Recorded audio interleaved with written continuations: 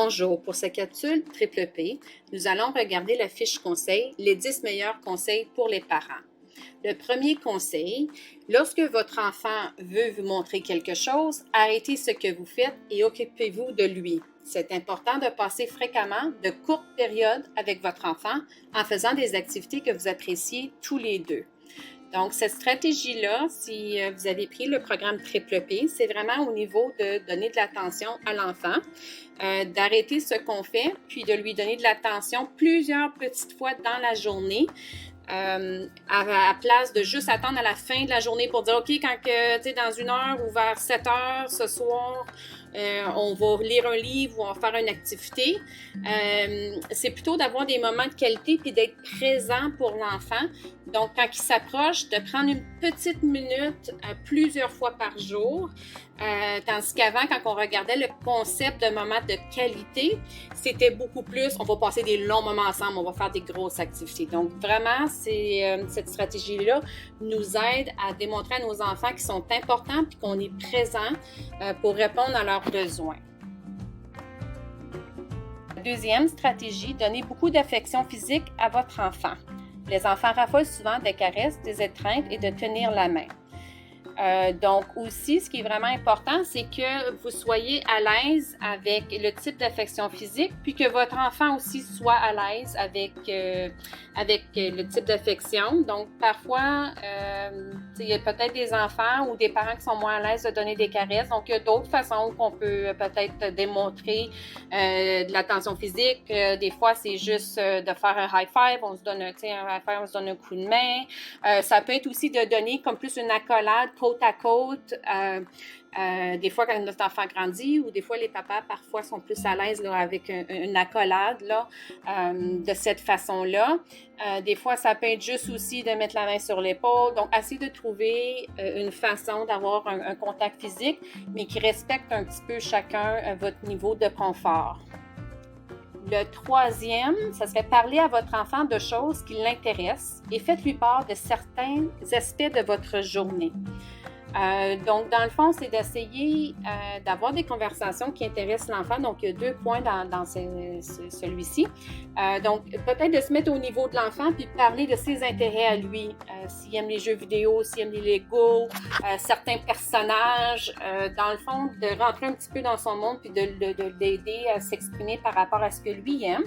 Puis d'un autre côté aussi, vous pouvez parler de certains aspects de votre journée aussi, juste aussi pour démontrer à l'enfant, pour modeler une façon de dire comment c'est allé au bureau, des choses que vous avez aimées, moins aimées. Donc en même temps, vous êtes toujours un modèle pour l'enfant. Numéro 4, donnez à votre enfant beaucoup de félicitations descriptives lorsqu'il fait quelque chose que vous souhaitez et que vous souhaitez qu'il refasse. Par exemple, merci d'avoir fait tout de suite ce que je t'ai demandé.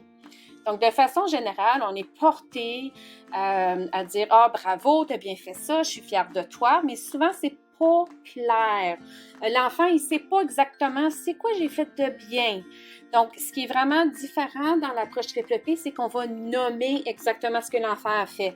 Merci d'avoir ramassé ton assiette et d'avoir mis dans l'évier.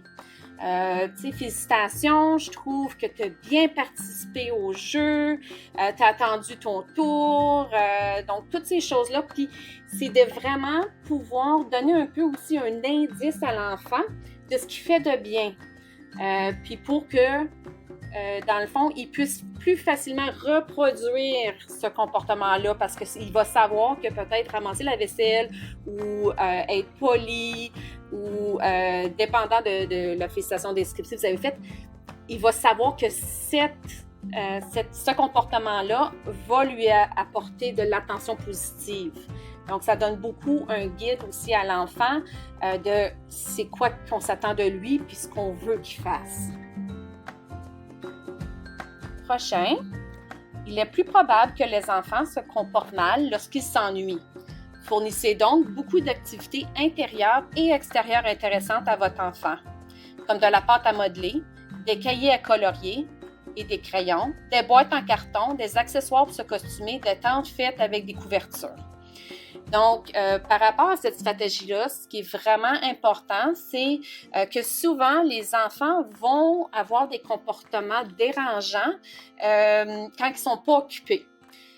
Puis souvent aussi, les comportements vont arriver dans des temps de transition où on leur dit arrête de faire une activité, on va faire quelque chose d'autre. Donc, plus on va aider nos enfants, dans le fond, à être occupés, à être engagés dans des activités, moins on va avoir besoin de gérer des comportements. Puis aussi, c'est certain que quand les enfants jouent, c'est une méthode d'apprentissage pour les enfants. Donc, les enfants, en même temps, développent différentes compétences quand ils vont jouer, que ce soit la motricité fine, que ce soit, dans le fond, physique, peu importe. Ils vont développer aussi des habiletés à travers le jeu.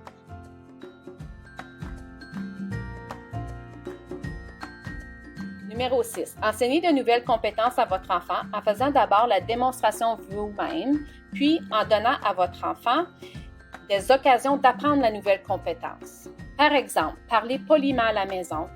Ensuite, encouragez votre enfant à parler poliment. Dis s'il te plaît ou merci et félicitez votre enfant lorsqu'il fait l'effort. Donc, de façon générale, c'est très important quand on apprend une nouvelle compétence à l'enfant, c'est de prendre aussi le temps de montrer les différentes étapes de la compétence. Donc, il donne cet exemple-ci, mais des fois, c'est plus facile quand on regarde, par exemple, l'exemple pour un enfant qui apprend à s'habiller seul. Souvent, on va montrer à l'enfant, on va placer le vêtement d'une certaine façon, on va lui montrer comment, mettre une main, mettre un bras, l'autre bras, ou mettre les pantalons, peu importe. On va expliquer à l'enfant l'habileté par étape. C'est vraiment cette habileté-là où vous devez peut-être réfléchir, est-ce que ce que je demande à mon enfant est trop difficile? Puis comment est-ce que je peux peut-être concentrer sur une petite habileté puis briser ça en petites étapes pour l'aider à acquérir, disons, l'habileté de s'habiller. Numéro 7. Établissez des limites claires au comportement de votre enfant. Asseyez-vous et tenez une discussion en famille sur les règles qui s'appliqueront dans la maison. Expliquez à votre enfant les conséquences qui seront imposées s'il enfreint la règle. Donc, c'est certain que les enfants ont besoin de certaines limites. Puis souvent, les règlements sont souvent implicites. On sait un petit peu c'est quoi les règlements, mais c'est pas clair. On n'a peut-être pas discuté avec notre enfant. Donc, des fois, ça peut même être utile de les écrire. Puis souvent aussi, les règles, on sait qu'on ne peut pas courir, on ne peut pas frapper, on ne peut pas faire telle chose. Mais il faut vraiment essayer de le formuler pour que ça soit positif. Donc, dans le fond, c'est de vous asseoir avec l'enfant puis de dire, OK, là, on marche dans la maison. Si tu veux courir, tu peux aller courir dehors. Où on va dire à l'enfant, par exemple, j'utilise un langage poli, ou j'utilise des bons mots. Donc, on veut vraiment, à travers de notre règle, inciter au comportement positif aussi. Puis, on ne veut pas avoir trop de règles. Donc, souvent, on recommande d'avoir 3-4 règles, puis des règles qui sont utiles pour gérer, dans le fond, des comportements qui se passent présentement dans votre maison. Donc, ce qui veut dire qu'à mesure que votre enfant va grandir, vous allez changer les règlements.